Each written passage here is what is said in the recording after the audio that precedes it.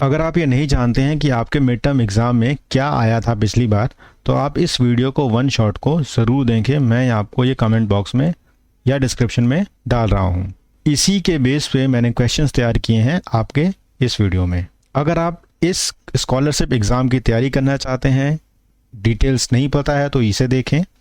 Details पढ़ने के बाद आपको पता लगेगा कि यहाँ पर साइंस के क्वेश्चन भी पूछे जाते हैं। तो ये साइंस का जो चैप्टर है वो इसके बेस पे ही मैंने रेडी किया है कि आप एग्ज़ाम के साथ साथ इस स्कॉलरशिप एग्ज़ाम की भी तैयारी कर सकें। अगर आपको नहीं समझ में आया तो ये वीडियो भी मैं आपको डाल दूंगा, आप ज़रूर देखिएगा। एक प्लेलिस्ट है जिसका नाम है golden playlist for class 8th। उनको देखेंगे तो आपको ये भी पता लगेगा कि ये जो एग्ज़ाम है ये आने वाली क्लास यानी 9th में आपको देखने को मिलेगा।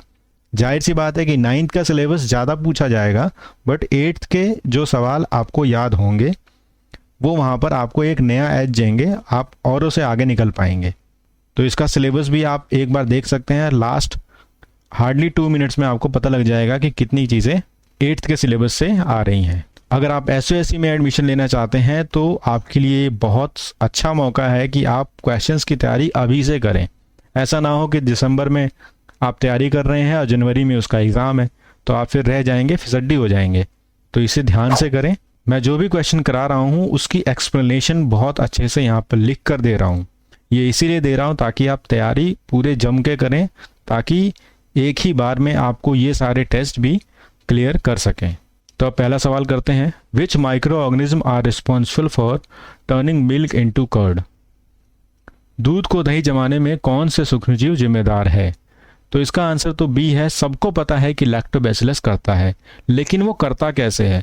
देखिए, ये मिल्क है, ये लिक्विड कंटेंट है। इस लिक्विड में प्रोटीन जो है ना वो घुला हुआ है।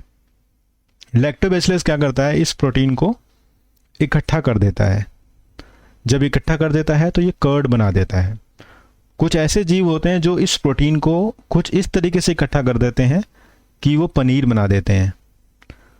कमाल की बात है ना, एक जीव कर्ड बना रहा है, दूसरा उसे पनीर बना रहा है। तो ये सारी चीज़ें यहाँ पर मैं अच्छे से डिस्कस कर रहा हूँ आपको इसीलिए ताकि आपको अधिक से अधिक फ़ायदा हो। What process is used for large scale production of alcohol? शराब के बड़े पैमाने पर उत्पादन के लिए किस प्रक्रिया का उपयोग किया जाता है? तो शराब को बनाने की जो मेन प्रक्रिया है वो है आपकी बी फर्मेंटेशन, जिसे हम किण्वन कहते हैं। इसमें शुगर को अल्कोहल में कन्वर्ट किया जाता है। Which of the following disease is caused by bacteria? इनमें से कौन सी बीमारी बैक्टीरिया के कारण से होती है? तो यहाँ पर ये है आपका टाइफाइड जो बैक्टीरिया के कारण से होता है। ये होता है आपका प्लाज्मोडियम के कारण से, ये वायरस से, और ये भी वायरस से। तो मैंने सारी चीज़ें आपको बता दी।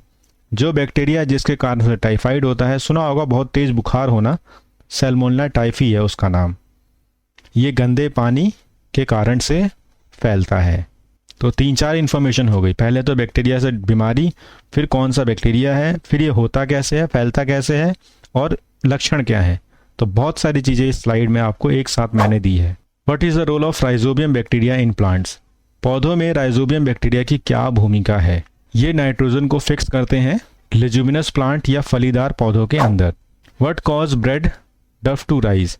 ब्रेड को आटे से फूलने का क्या कारण है? Fermentation of east. ईस्ट क्या करता है? उस ब्रेड को खाता है और कार्बन डाइऑक्साइड प्रोड्यूस करता है। ये जो कार्बन डाइऑक्साइड है, इस ब्रेड में आपने ऐसे छेद देखे होंगे। तो इस कार्बन डाइऑक्साइड के कारण से ये जो ईस्ट है वो कार्बन डाइऑक्साइड बाहर की तरफ निकालता है और यहाँ पर हमें छेद देखने को मिलते हैं, जिसे हम कहते हैं कि उसको फुला दिया गया है। What is the primary purpose of antibiotics? जो एंटीबायोटिक्स हम लेते हैं उसका प्राथमिक उद्देश्य क्या है? तो यहाँ पर आपको प्राथमिक उद्देश्य दिखेगा किलिंग हार्मफुल बैक्टीरिया।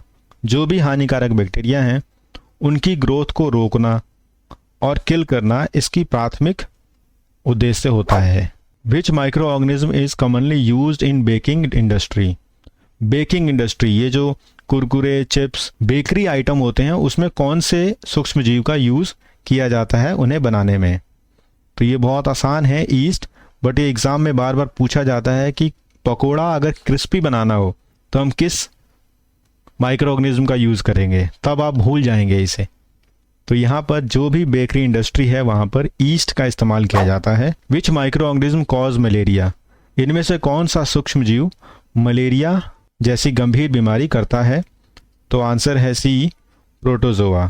प्रोटोजोआ जो है वो प्लाज्मोडियम माइक्रो ऑर्गेनिज्म से बिलोंग करता है और यह मलेरिया करता है।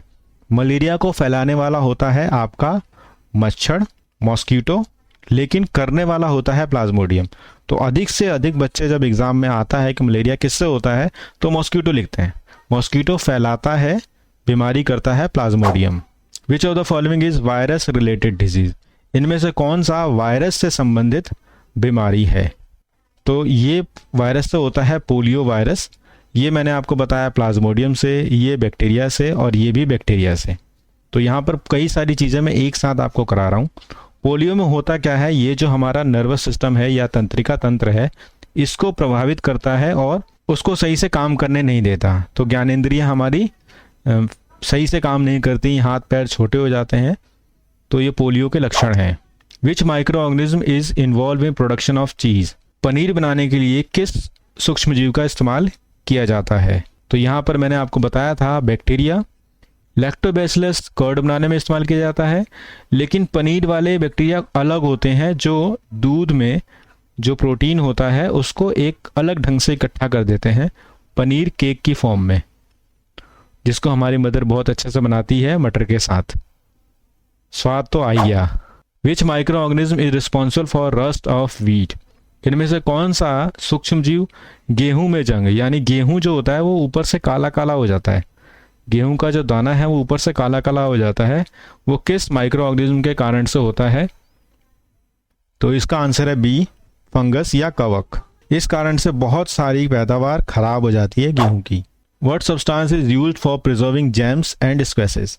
आप जब जैम या स्क्वैश खरीदने जाते हैं तो उसके अंदर पहले से कुछ ऐसी चीज़ डली होती है जो उसे नज़दीकी समय में ख़राब नहीं होने देती। तो यह कौन सी चीज़ है? ये है शुगर। कहा जाता है ना इसके अंदर बहुत सारा चीनी है, वो चीनी इसलिए डाला जाता है ताकि यह जल्दी ख़राब ना हो। चीनी डालने से मॉइस्चर जो है यानी नमी जो है वो कम हो जाती है और नमी कम होने से माइक्रो ऑर्गेनिज्म या सूक्ष्मजीव उसके अंदर अच्छे से वर्क नहीं कर पाते और चीज़ ख़राब नहीं होती। What process kills harmful microbes in milk? कौन सी प्रक्रिया दूध में हानिकारक सूक्ष्मजीवों को मारती है? तो जब दूध की पन्नी देखेंगे तो उसके ऊपर लिखा होगा पाश्चराइज्ड मिल्क। पाश्चरीकरण एक प्रक्रिया है जिसे लुइस पाश्चर ने इन्वेंट किया था। इससे हार्मफुल बैक्टीरिया जो होते हैं, हार्मफुल माइक्रो ऑर्गेनिज्म जो होते हैं दूध में, वो किल किए जाते हैं। How does malaria be prevented? Malaria को कैसे रोका जा सकता है? इसको रोकने का तरीका है प्रिवेंटिंग मॉस्किटो ब्रीडिंग, मच्छरों के प्रजनन को रोकना।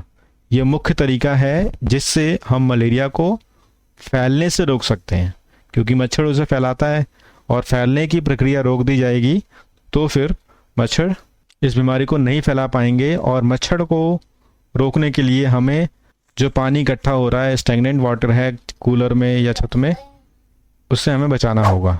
विच micro organism is responsible for fermentation of dosa batter? Dosa batter के किण्वन के लिए कौन सा सूक्ष्मजीव जिम्मेदार है? तो ये अगेन हमारा ईस्ट है, बहुत जगह यूज़ होता है ये ईस्ट, तो इसको नहीं भूलना। इसका क्वेश्चन ज़रूर आ रहा है आपके एग्ज़ाम में। ये डोसा बैटर को फ्लफ़ी बना देता है, खाने में आपको एरी और ब्रेड टाइप महसूस होगा। Which of the following micro organism is used in production of penicillin? निम्नलिखित में से किस सूक्ष्मजीव की उपयोग पेनिसिलिन बनाने के लिए किया गया है? तो इसका आंसर है आपका डी, फंगस। अलेक्जेंडर फ्लेमिंग ने पेनिसिलिन बनाया था फंगस पेनिसिलियम से। ये साइंटिस्ट का नाम है, ये एंटीबायोटिक का नाम है और ये जिससे बनाया गया था उसका नाम है। और ये ग्रुप कौन सा है? ये है। तो यहाँ पे 4 क्वेश्चंस आपके हो रहे हैं, ध्यान रखना। ये स्लाइड बड़ी मेहनत से मैंने बनाई है, मुझे कमेंट करके ज़रूर बताना कि आपको कितनी नॉलेज इससे मिल रही है। Which food preservation methods is used in high sugar concentration? किस खाद्य पदार्थ को उच्च चीनी सांद्रता का, मतलब अधिक से अधिक चीनी का इस्तेमाल किया जाता है उसको लंबे समय तक बचाए रखने के लिए? तो इसको हम कहते हैं कैनिंग, डिब्बाबंदी। इसमें जैम और स्क्वैशेस होते हैं ना, इनमें बहुत ज़्यादा शुगर होता है ताकि उनको लंबे समय तक बचाया जा सके। Which micro organism is use for nitrogen fixation in leguminous plant. फलीदार पौधों में नाइट्रोजन का स्थिरीकरण के लिए किस सूक्ष्मजीव का उपयोग किया जाता है? तो ये जो सूक्ष्मजीव है ये है बी। शायद ही कोई ऐसा एग्ज़ाम होगा जिसमें इस राइजोबियम के बारे में नहीं पूछा हो। राइजोबियम के नाम और स्पेलिंग अच्छे से याद करिएगा। होता क्या है, ये नाइट्रोजन को फिक्स करता है दलहनी पौधों या लेगुमिनस प्लांट में। इन्हें फलीदार पौधे भी कहते हैं हिंदी में। What cause food poisoning? खाद्य विषाक्तता का क्या कारण है? आंसर है बी। कुछ ऐसे टॉक्सिन या जहर प्रोड्यूस होते हैं सूक्ष्मजीवों या माइक्रो ऑर्गेनिज्म के द्वारा जिन्हें खाने के बाद फूड पॉइजनिंग हो जाती है। ये जितने भी क्वेश्चंस मैं करा रहा हूँ इसको मैं कमेंट में पिन भी कर रहा हूँ, आप वहाँ से प्रैक्टिस करके इन क्वेश्चंस को वाकई में अच्छे से तैयार कर सकते हैं। अभी आप देख लीजिए, समझ लीजिए और फिर प्रैक्टिस ज़रूर कीजिएगा। What gas is produced by east during fermentation? किण्वन के दौरान खमीर कौन सी गैस उत्पन्न करता है? तो ये उत्पन्न करता है सी, कार्बन डाइऑक्साइड। ये बेटर है, इसके अंदर ईस्ट ने काम करना चालू किया और अंदर कार्बन डाइऑक्साइड बनाना चालू किया। जब वो कार्बन डाइऑक्साइड अंदर बनती है तो ऊपर आती है, तो आपको ऐसी ना ब्रेड में बहुत सारे छेद देखने को मिलेंगे। तो ये छेद वही छेद हैं जो कार्बन डाइऑक्साइड बाहर आ रही है। इसी कारण से वो हमें थोड़ा प्लफी और राइज यानी फूला हुआ महसूस होता है। मुझे पूरी उम्मीद है कि आप वीडियो को लाइक करेंगे और अपने दोस्तों में शेयर करेंगे कि यहाँ पर अच्छा कंटेंट हो रहा है। कमेंट करके बताइए कि ये वीडियो आपको कैसी लगी। चैनल पर नए हैं तो हमें सब्सक्राइब ज़रूर करें। वीडियो को आखिर तक देखने के लिए आपका बहुत बहुत धन्यवाद।